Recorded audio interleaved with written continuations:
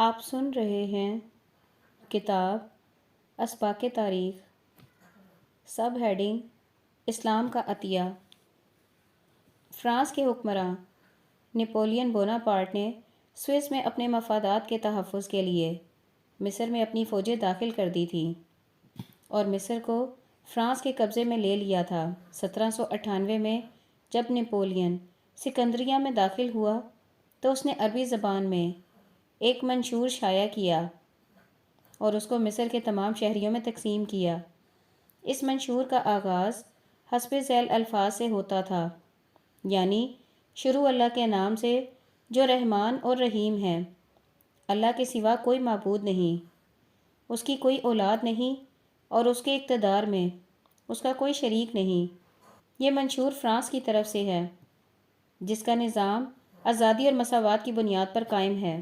نپولین نے بظاہر اپنے اس منشور میں سیاسی مصلحت کے تحت اسلامی تہذیب اور مغربی تہذیب کو ملانے کی کوشش کی ہے۔ اس نے توحید کو اسلامی عطیہ ہونے کا اعتراف کرتے ہوئے آزادی اور مساوات کو مغربی تہذیب کی دین قرار دیا ہے۔ گویا کہ دنیا کو اگر توحید اسلام کے ذریعے ملی تو آزادی اور مساوات اس کو فرانس کے انقلاب کے ذریعے حاصل ہوئی، مگر حقیقت یہ ہے کہ جس طرح توحید کی نعمت انسان کو عملاً اسلامی انقلاب کے بعد ملی، ٹھیک اسی طرح آزادی اور حریت کا تحفہ بھی اس کو اسلامی انقلاب کے نتیجے میں ملا۔ غیر اللہ کو عظمت دینے کا نام شرک ہے، اور اسی طرح غیر خدائی عظمت کا یہ نتیجہ تھا کہ انسانی سماج آزادی اور حریت سے محروم تھا۔ شرک نے کچھ انسانوں کو پیدائشی طور پر برتر ٹھہرا کر دوسرے انسانوں کو ان کے مقابلے میں پیدائشی طور پر کمتر ٹھہرا رکھا تھا۔ توحید نے ایک خدا کے مقابلے میں سب کو یکساں حیثیت دے دی۔ توحیدی انقلاب کے بعد تاریخ میں ایک نیا دور شروع ہوا، جس نے بالآخر تمام انسانوں کو برابر ثابت کر کے انہیں اس ارتقائی مرحلے تک پہنچایا جس کو انسانی آزادی اور انسانی مساوات کہا جاتا ہے۔ سب ہیڈنگ قدردانی۔ خلیفہ عبدالحکیم ابتدائیاً عثمانیہ یونیورسٹی حیدرآباد میں شعبہ فلسفہ کے صدر تھے۔ وہ طویل رخصت پر انگلستان گئے تو یہ جگہ خالی ہو گئی۔ مولانا عبدالباری ندوی قائم مقام صدر کی حیثیت سے اس عہدے پر مقرر کیے گئے۔ مولانا عبدالباری ندوی نے پرائیویٹ طور پر انگریزی پڑھی تھی، مگر سند کے اعتبار سے ان کے پاس میٹرک کی سند بھی نہ تھی۔ ان کے تقرر میں خاص طور پر مولانا حبیب الرحمن خان شروانی کا حصہ تھا، جو اس وقت حیدرآباد میں صدر الصدور تھے۔ مولانا عبدالباری ندوی حیدرآباد میں 1922 سے لے کر 1945 تک رہے۔ اس زمانے کا ایک واقعہ وہ ان الفاظ میں لکھتے ہیں: حیدرآباد میں میری ملازمت کے 2 سال گزر جانے کے بعد حسب قاعدہ استقلال کی کارروائی پیش ہوئی۔ اس زمانے میں حیدرآباد میں گزٹڈ پوسٹ پر استقلال کے لیے خود اعلیٰ حضرات کی منظوری ضروری تھی۔ ابھی غالباً کارروائی اعلیٰ حضرات تک پہنچی بھی نہ تھی کہ ڈیوڑی میں شروانی صاحب کے کسی مہربان نے اعلیٰ حضرت کے کانوں میں یہ بات پہنچا دی کہ شروانی صاحب نے فلسفے کا صدر ایسے شخص کو بنوا دیا ہے جس کو فلسفہ تو کیا سرے سے کوئی ادنیٰ سند بھی حاصل نہیں۔ اعلیٰ حضرت نے شروانی صاحب سے جواب طلب کر لیا۔ شروانی صاحب نے میرا رسالہ مذہب اور عقلیات کے ساتھ اپنا عریضہ منسلک کر کے یہ تحریر فرمایا کہ ان کی سند یہ ہے کہ فلسفے نے ان کے ہاتھ پر اسلام قبول کیا ہے، جس کا اندازہ سرکار خود رسالہ ھذا کی چند سطروں سے ملاحظہ فرما سکتے ہیں۔ اس کے بعد اعلیٰ حضرت نے استقلال کی کارروائی پر اپنے دستخط کر دیے۔ علامہ اقبال کا ایک واقعہ ہے کہ اس زمانے کے گورنر پنجاب سر ایڈورڈ مکلیگن نے ایک بار ان سے دریافت کیا، کیا آپ کے خیال میں کوئی ایسا موضوع شخص ہے جس کو حکومت کی طرف سے شمس العلماء کا خطاب دیا جائے؟ اس کے جواب میں علامہ اقبال نے مولوی میر حسن کا نام تجویز کیا، جو اس وقت مرے کالج سیالکوٹ میں استاد تھے۔ گورنر نے کہا، میں نے ان کا نام آج پہلی بار آپ کی زبان سے سنا ہے، کیا مولوی صاحب نے کوئی کتاب بھی لکھی ہے؟ علامہ اقبال نے جواب دیا، ان کی لکھی ہوئی تصنیف تو نہیں، البتہ ان کی ایک زندہ تصنیف ضرور موجود ہے۔ گورنر نے حیران ہو کر پوچھا، یہ زندہ تصنیف کیا ہے؟ علامہ اقبال نے کہا، میں ان کی زندہ تصنیف ہوں، وہ میرے محترم استاد ہیں۔ گورنر اس جواب سے بہت خوش ہوا اور جلد ہی ایک سادہ تقریب میں مولوی میر حسن کو شمس العلماء کا خطاب دے دیا گیا۔ سب ہیڈنگ منفی جوش۔ وکٹر ہیوگو فرانس کا مشہور ناول نگار ہے۔ اس کے زمانے میں فرانس نے الجزائر پر قبضہ کر لیا۔ وکٹر ہیوگو ایک بار الجزائر گیا۔ وہ کسی ہوٹل میں تھا کہ وہاں کچھ الجزائری مسلمان آ گئے۔ ان مسلمانوں کو فرانسیسی کی صورت سے پہلے ہی سے نفرت تھی۔ وہاں اتفاق سے ایک الجزائری مسلمان اور وکٹر ہیوگو کے درمیان کسی بات پر تکرار ہو گئی۔ فوراً دونوں کے درمیان اشتعال پیدا ہو گیا، یہاں تک کہ لڑائی کی نوبت آ گئی۔ الجزائری مسلمان طاقتور تھا، اس نے وکٹر ہیوگو کو خوب مارا۔ اس موقع پر وہاں اور بھی کئی الجزائری مسلمان موجود تھے، مگر انہوں نے وکٹر ہیوگو کو بچانے کی کوشش نہیں کی۔ ایک فرانسیسی کے مارے جانے پر وہ خوش ہوتے اور تالیاں بجاتے رہتے۔ آخر میں وکٹر ہیوگو نے کہا، اب تو میں اپنے ملک واپس جا رہا ہوں، مگر جلد ہی ایک ایسا کام کروں گا جو نہ صرف تم سے بلکہ تمہاری نسلوں تک سے اس کا انتقام لیتا رہے۔ اس واقعے کے 6 مہینے بعد پیغمبر اسلام صلی اللہ علیہ وآلہ وسلم پر وکٹر ہیوگو کی لکھی ہوئی سیرت کی کتاب شائع ہوئی، جس کے ایک ایک فقرے میں پیغمبر اسلام کے خلاف زہر بھرا ہوا ہے۔ اس کے بعد پاکستان کے سابق سفیر برائے فرانس مسٹر قدرت اللہ شہاب نے اس کی تردید میں ایک کتاب لکھی اور اس کو اہتمام کے ساتھ شائع کیا۔ مسلمان اس کے لیے بہت جلد تیار ہو جاتے ہیں کہ وہ معاہدین اسلام کو ذلیل کریں اور ان سے کفر و اسلام کے نام پر لڑائی لڑیں۔ اسی طرح ان میں ایسے لوگوں کی تعداد بھی بہت زیادہ ہے جو ان کی مخالفانہ تحریروں کا تیز و تند زبان میں جواب دیں، مگر ایسے لوگ ان کے درمیان ڈھونڈنے سے بھی نہیں ملتے جو ان معاہدین اسلام کو اسلام کا مدعو سمجھیں اور مثبت انداز میں دل سوزی اور خیر خواہی کے ساتھ ان کو اسلام کی طرف بلائیں۔ اس قسم کی خدمت اسلام سے اسلام کو کوئی فائدہ نہیں پہنچتا، البتہ یہ بہت بڑا نقصان ہوتا ہے کہ وہ معتدل فضا ختم ہو جاتی ہے جس میں دوسری قومیں اسلام پر غور و فکر کریں۔ دوسری قومیں جب ہمارے لیے نفرت کا موضوع بن جائیں تو ان کے لیے ہمارا دین محبت کا موضوع کیوں بنے گا؟ سب ہیڈنگ تھوڑا وقت زیادہ کام۔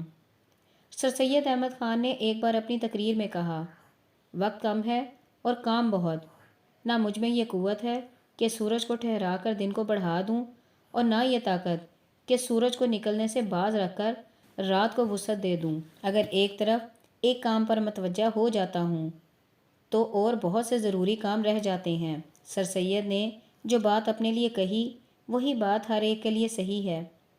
ہر انسان اسی مسئلے سے دوچار ہے کہ اس کی زندگی بہت مختصر ہے، مگر اس کی ذمہ داریاں اتنی زیادہ ہیں کہ ان کی کوئی حد نہیں۔ آدمی کو تھوڑے سے وقت میں بہت زیادہ کام کرنا ہے۔ آدمی اگر اس حقیقت کو جان لے تو وہ اپنے اوقات کے معاملے میں بے حد سنجیدہ ہو جائے، نہ صرف غیر ضروری بلکہ کم ضروری کاموں سے بھی دور رہ کر وہ صرف انتہائی ضروری کاموں میں مشغول رہے۔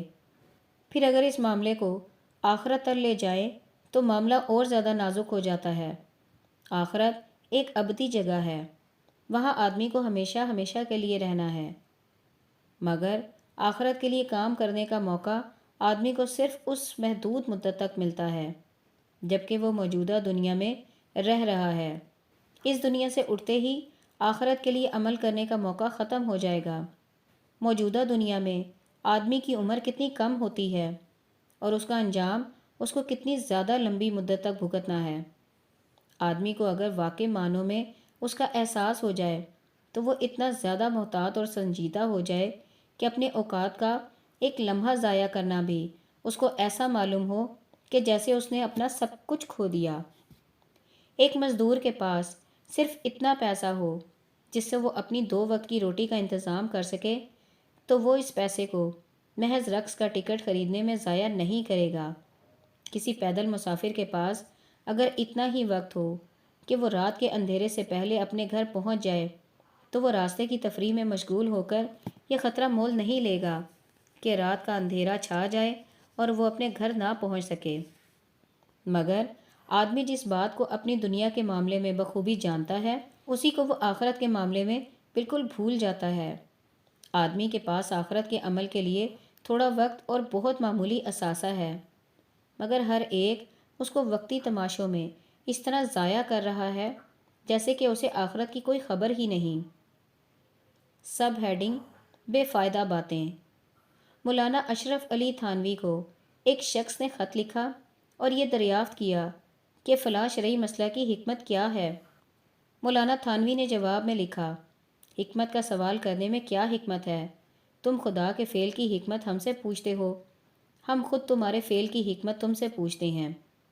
بہت سے لوگوں کا یہ عجیب مزاج ہوتا ہے کہ وہ غیر ضروری سوالات کرتے رہتے ہیں، انہیں اس کی توفیق ہی نہیں ہوتی کہ اپنا احتساب کریں، اپنی ذمہ داریوں پر دھیان دیں۔ البتہ خارجی مسائل میں مشگافیاں نکالنے اور ان کی حکمتیں معلوم کرنے کا انہیں بہت شوق ہوتا ہے۔ یہ ذہن قطعاً غیر اسلامی ہے۔ جن لوگوں کا ذہنی ڈھانچہ اس قسم کا بن جائے وہ کبھی حق کو پانے میں کامیاب نہیں ہو سکتے۔ کمانے اور گھر بنانے کا معاملہ ہو تو ہر آدمی اپنے بارے میں سوچتا ہے۔ ہر آدمی کو سب سے زیادہ فکر یہ ہوتی ہے کہ اس کی کمائی اچھی ہو جائے اور اس کا مکان اچھا بن جائے، مگر دین اور آخرت کا معاملہ ہو تو ہر آدمی ایسے مسائل پر بحث کرنا پسند کرتا ہے جس کا تعلق اس کی اپنی ذات سے نہ ہو۔ ایک بزرگ جنہوں نے ایک بڑے ادارے میں 30 سال فتویٰ نویسی میں گزارے تھے، انہوں نے کہا کہ اس پوری مدت میں ہمارے پاس جو استفسار آتے رہے وہ زیادہ تر دوسروں کے بارے میں تھے، اپنے بارے میں بہت کم ہم سے کسی نے سوال کیا۔ فلاں کی جائیداد میں میرا کتنا حصہ بنتا ہے، فلاں شخص جو ایسا اور ایسا ہے اس کے پیچھے نماز جائز ہے یا ناجائز وغیرہ۔ اس قسم کے سوالات تو بہت آتے رہے، مگر کسی نے ہم سے یہ نہ پوچھا کہ اس کی اپنی شرعی ذمہ داریاں کیا ہیں، وہ اپنے صاحب معاملہ کے حقوق کس طرح ادا کرے، وہ اپنے پڑوسیوں کے درمیان کس طرح رہے، وہ اختلافات اور شکایت کے موقع پر لوگوں سے کس قسم کا سلوک کرے۔ فلاں شخص جس کو وہ ستا رہا ہے اس کو ستانا اس کے لیے جائز ہے یا ناجائز۔ فلاں آدمی جس کا اس نے پیسہ دبا رکھا ہے وہ اس کو دبانا چاہیے یا نہیں دبانا چاہیے۔ فلاں شخص جس کو وہ بے عزت کر رہا ہے وہ اس کے لیے درست ہے یا نہیں۔ آدمی دوسروں میں گم رہتا ہے حالانکہ اس کو اپنے آپ میں گم ہونا چاہیے۔ وہ خارجی مسائل میں جیتا ہے حالانکہ اس کو اپنے اندرونی مسائل میں جینا چاہیے۔ وہ دوسروں کے دین و ایمان کو ناپتا ہے حالانکہ اس کو وہ پیمانہ حاصل کرنا چاہیے جس میں وہ اپنے دین و ایمان کو ناپ سکے۔ باہر دوڑنے والے بد جانور کی خبر ہر ایک کو ہے، مگر اپنے دماغ میں بغض اور انتقام کے جو بد جانور بسیرا کیے ہوئے ہیں اس کی خبر کسی کو نہیں۔ عبادت گاہ کے باہر کا تماشا ہر ایک کو دکھائی دے رہا ہے، مگر عبادت گاہ کے اندر ہونے والا تماشا کسی کو نظر نہیں آتا۔ سب ہیڈنگ: کتنا فرق۔ 1928 میں کلکتہ میں ایک ہی زمانے میں 2 اجلاس ہوئے، ایک کانگریس کا، دوسرا تحریک خلافت کا۔ اس وقت مہاتما گاندھی کانگریس کے سب سے بڑے لیڈر تھے اور مولانا محمد علی تحریک خلافت کے۔ خان عبد الغفار خان اپنے کچھ پٹھان ساتھیوں کو لے کر کلکتہ گئے اور دونوں کانفرنسوں میں شریک ہوئے۔ خان عبد الغفار خان اپنے کچھ پٹھان ساتھیوں کو لے کر کلکتہ گئے اور دونوں کانفرنسوں میں شریک ہوئے۔ خان عبد الغفار خان اپنا ایک تاثر اپنی خود نوش سوانح عمری میں ان الفاظ میں بیان کرتے ہیں: گاندھی جی کانگریس کے اجلاس میں تقریر کر رہے تھے، ایک نوجوان بار بار کھڑا ہو جاتا تھا اور گاندھی جی پر سخت حملے کرتا تھا۔ گاندھی جی بالکل غصہ نہیں ہوتے تھے، وہ منہ کھول کر قہقہا لگاتے ہوئے ہنس پڑتے تھے۔ اس کا میرے اوپر بڑا اثر ہوا۔ جب میں واپس اپنے کیمپ میں آیا تو میں نے یہ سرگزشت اپنے ساتھیوں کو سنائی اور کہا کہ دیکھو یہ ہندوؤں کا لیڈر ہے، اس کے اخلاق کو دیکھو اور اپنے مسلمان لیڈروں کے اخلاق کو دیکھو۔ اس وقت ہم کچھ پٹھان لوگ خلافت کانفرنس میں محمد علی کے پاس گئے، اس کے ساتھ اس بارے میں چند باتیں کی۔ محمد علی باہر آئے تو ہم نے ان سے اس طریقے سے اپنی بات کہنی شروع کی کہ محمد علی صاحب، آپ ہم مسلمانوں کے لیڈر ہیں، ہم آپ کی عزت کرتے ہیں۔ کل ہم کانگریس کے اجلاس میں گئے تھے تو وہاں گاندھی جی تقریر کر رہے تھے۔ ہم نے دیکھا کہ بعض نوجوان ان کی مخالفت کر رہے تھے، لیکن گاندھی جی ان کے سامنے ہنس دیتے۔ ہم نے یہ بھی محسوس کیا کہ اس کی وجہ سے ان کی تقریر میں کسی قسم کی تیزی یا تندی پیدا نہیں ہوئی۔ پھر میں نے کہا کہ آپ ہمارے رہنما ہیں، ہم آپ کی برتری کے خواہاں ہیں۔ اگر آپ اپنے اندر صبر کا مادہ پیدا کر لیں تو یہ بہت ہی اچھا ہوگا۔ محمد علی صاحب ہماری باتیں سنتے ہی بڑے ناراض اور غضب آلودہ ہوئے اور کہا کہ دیکھو، یہ جنگلی پٹھان ہمیں سمجھانے آئے ہیں، اور پھر ہم کو وہیں چھوڑ کر چلے گئے۔ ہم ان کے اس رویے سے بڑے مایوس ہوئے اور ناراض بھی، اور میں تو پھر اس کے بعد خلافت کے ان جلسوں میں بالکل شریک نہیں ہوا اور چلا آیا۔ واپس اپنے گاؤں جا کر میں نے اپنے پختون ساتھیوں سے یہ واقعہ بیان کیا اور کہا کہ کلکتہ میں خلافت اور کانگریس دونوں کے جلسوں میں شریک ہوا۔ وہاں میں نے دیکھا کہ ہمارے مسلمان لیڈروں اور ہندوؤں کے لیڈروں میں کتنا بڑا فرق ہے۔ ایک طرف غصے کے جذبات بھڑکتے دکھائی دیے اور دوسری طرف محبت اور پریم سے باتیں کی جاتی تھیں۔ میں سمجھتا ہوں کہ گاندھی جی واقعی ہندوؤں کے ہی لیڈر نہیں رہیں گے، بلکہ وہ مسلمانوں کی لیڈری بھی کریں گے۔ ان کا مزاج گرم نہیں، بلکہ ان کے جذبات ٹھنڈے ہیں۔ وہ گالیاں کھا کر بھی ہنس دیتے ہیں۔ سب ہیڈنگ صلاحیتیں اسلام کے کام نہ آ سکیں۔ پروفیسر رشید احمد صدیقی مولانا اقبال احمد سہیل کے ساتھیوں میں سے تھے۔ مولانا سہیل کی علی گڑھ کی تعلیمی زندگی کے زمانے کا ایک واقعہ ہے۔ وہ اس واقعے کو اس طرح بیان کرتے ہیں۔ 1918 یا 1919 کا واقعہ ہے۔ یونین میں امی اللسنہ عربی پر پروفیسر خواجہ کمال الدین مرحوم کی اردو میں تقریر تھی۔ مرحوم نے بڑی قابلیت اور اعتماد کے ساتھ تقریر شروع کی۔ مولانا سہیل کی آنکھوں میں تکلیف تھی۔ سردیوں کا زمانہ تھا۔ مولانا کو احباب اسپتال لائے تھے۔ یونین میں مجمع دیکھا تو کہا، مولانا تکلیف نہ ہو تو ذرا تقریر سنتے چلیں۔ مولانا نے کہا، اچھی بات ہے، لیکن آنکھوں میں تکلیف زیادہ ہے، جلد اٹھ آئیں گے۔ سب لوگ یونین میں آئے۔ مولانا سر سے پاؤں تک بڑے وزنی لبادے میں ملبوس تھے۔ سر پر اونی کنٹوپ تھا، آنکھوں پر پٹی بندھی ہوئی تھی اور اس پر ایک ہرے رنگ کا چھجا لگا ہوا تھا۔ خواجہ صاحب نے کم و بیش 2 گھنٹے تک تقریر کی۔ حاضرین محو حیرت تھے۔ تقریر ختم ہوئی تو پریزیڈنٹ نے اعلان کیا کہ مولانا سہیل احمد فاضل مقرر کا طلبہ کالج کی طرف سے شکریہ ادا کریں گے۔ مولانا کے خلاف سازش کامیاب ہوئی۔ دوستوں اور ساتھیوں نے مولانا کو ہاتھوں ہاتھ ڈائس پر پہنچا دیا۔ مولانا کی آنکھوں پر پٹی بندھی ہوئی تھی۔ میز کے پاس کھڑے کیے گئے۔ تھوڑی سی ناک، اس سے ذرا بڑی، تھوڑی اور ہاتھ کی صرف انگلیاں دکھائی دے رہی تھیں۔ اس اعتماد سے مولانا نے بے تکلف تقریر شروع کر دی۔ اس اعتماد سے گویا تمام عمر اس مبحث پر تیاری کی تھی۔ جو لوگ یونین کے مجمع سے واقف ہیں وہ جانتے ہوں گے کہ اچھے مقرر کے بعد کسی اور کی تقریر سننے کے لیے کوئی نہیں ٹھہرتا، اور صدر کا شکریہ بھی اسی بد نظمی کا ایک سلسلہ ہوتا ہے۔ مولانا سہیل نے بھی امی اللسنہ عربی پر تقریر شروع کی۔ پون گھنٹہ تک تقریر کی۔ نئے نئے پہلوؤں سے موضوع پر روشنی ڈالی، نئی نئی مثالیں پیش کی۔ تقریر کو اس درجہ دل نشیں اور کہیں کہیں اتنا شگفتہ بنا دیا کہ خواجہ کمال الدین نے بے اختیار ہو کر مولانا کو گلے سے لگا لیا اور فرمایا، تمہارے ایسا جامع کمالات ساتھ کام کرنے والا مل جائے تو میں اسلام کا جھنڈا یورپ کی سب سے بلند چوٹی پر نصب کر دوں۔ تقریر کو اس درجہ دل نشیں اور کہیں کہیں اتنا شگفتہ بنا دیا تھا کہ خواجہ کمال الدین نے بے اختیار ہو کر مولانا کو گلے سے لگا لیا اور فرمایا، تمہارے جیسا جامع کمالات ساتھ کرنے والا مل جائے تو میں اسلام کا جھنڈا یورپ کی سب سے بلند چوٹی پر نصب کر دوں۔ مولانا اقبال احمد سہیل MA LLB غیر معمولی ذہین آدمی تھے۔ اردو کے علاوہ ان کو عربی، انگریزی اور فارسی پر بے پناہ قدرت حاصل تھی۔ ان کے 2 شعر یہ ہیں: اگر کچھ مرتبہ چاہیے تو اس ہستی کو باطل کر، کہ دانہ بار ور ہوتا ہے پہلے خاک میں مل کر۔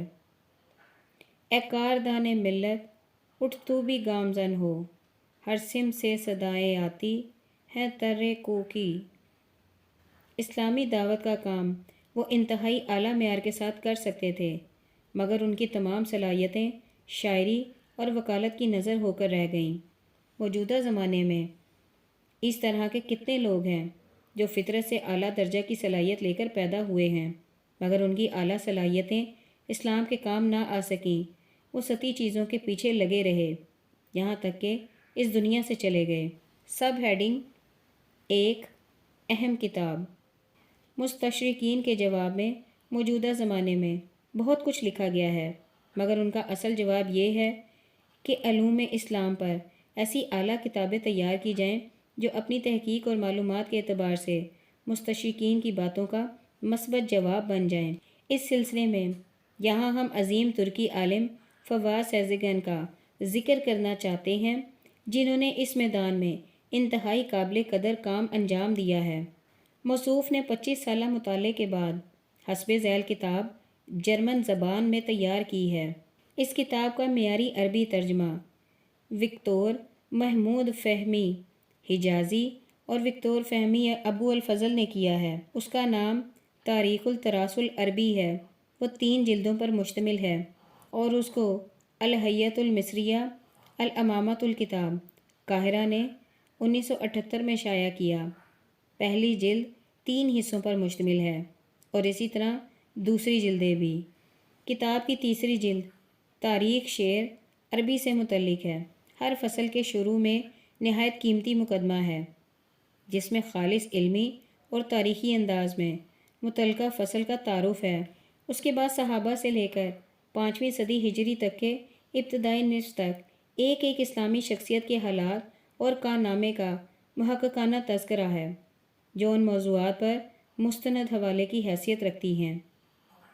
یہ کتاب بلا شبہ اپنی قسم کی واحد کتاب ہے اور اس قابل ہے کہ تمام اسلامی اداروں کے کتب خانوں میں کتب حوالہ کی الماری میں موجود ہو۔